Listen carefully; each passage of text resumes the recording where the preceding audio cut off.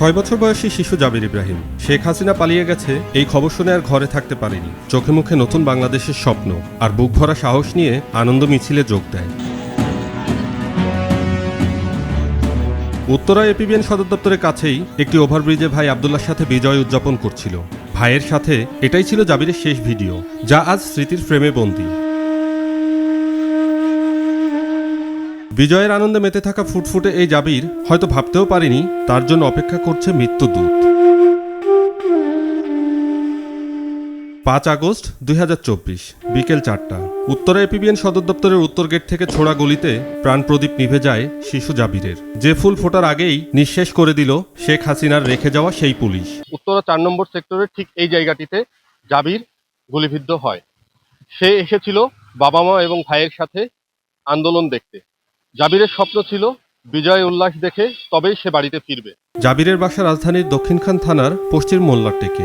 স্থানীয় স্কুলে শিশু শ্রেণীতে পড়তো সে, কিন্তু বাসার এই দৃশ্য বলে দিচ্ছে জাবির এখনো বেঁচে আছে। এই তো কিছুক্ষণের মধ্যেই হয়তো চলে আসবে। তার ব্যবহৃত স্কুল ড্রেস, সাইকেল এবং বই খাতাগুলোই রাষ্ট্রীয় সহিংসতার বিরুদ্ধে সাক্ষ্য দেয়। জাবির আর কখনো ফিরে আসবে না, তবে তার স্মৃতি আজ দেশের বিবেক।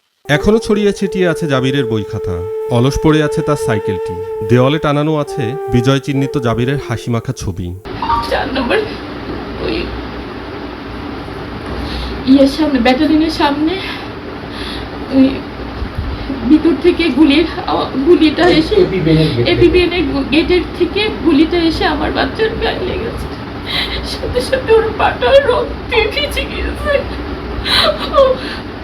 ও করে একটা শব্দ করে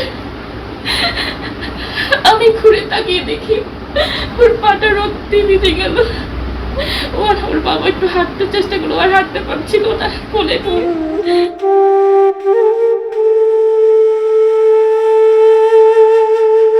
আজ সবই আছে, নেই শুধু জাবিরের সেই মিষ্টি হাসি। তার অস্তিত্ব যেন ছড়িয়ে আছে চারপাশে, তারপরও চারিদিকে শুধুই নিঃশব্দ, যেন রয়ে গেছে অপ্রাপ্তির কষ্ট। আমার ছেলে আমার ডান হাত ধরা ছিল, ঠিক এই বরাবর আসছি, পরে এই উত্তর গেট থেকে পুলিশ গুলি করে। পুলিশ যখন উত্তর গেট থেকে গুলি করলে আমার ছেলের এই উরুতে গুলিটা লাগে। তারপরও আমি ভাবতেছিলাম যে এটা হয়তো রাবার বুলেট, এই মনে করে আমি তাকে আর একটু টান দেওয়ার চেষ্টা করলাম, ওইদিকে নেওয়ার চেষ্টা করলাম, কিন্তু সে যখন দেখতেছে আর দৌড়াতে পারতেছিল না, তখন তাকে আমি পাজর কোলে নিয়ে আমি দৌড়িয়ে ওই পর্যন্ত যাই।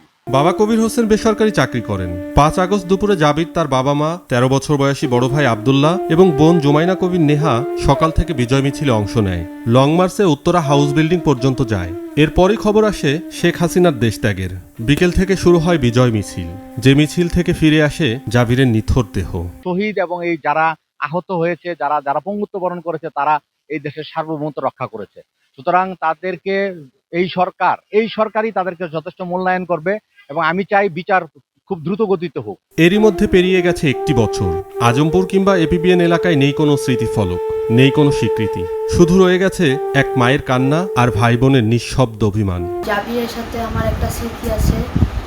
ও রাত্রিবেলা বলছিল যে আন্দোলনে যাবে, আর সবসময় আমি ওর সাথে ঘুমাতাম, ওর সাথে ফুটবল খেলতাম, তখন খেলনা দিয়ে খেলতাম। যে শিশুটি এসেছিল বিজয়ের স্বপ্ন নিয়ে, তাকে থামিয়ে দিল স্বৈরাচারীর বুলেট।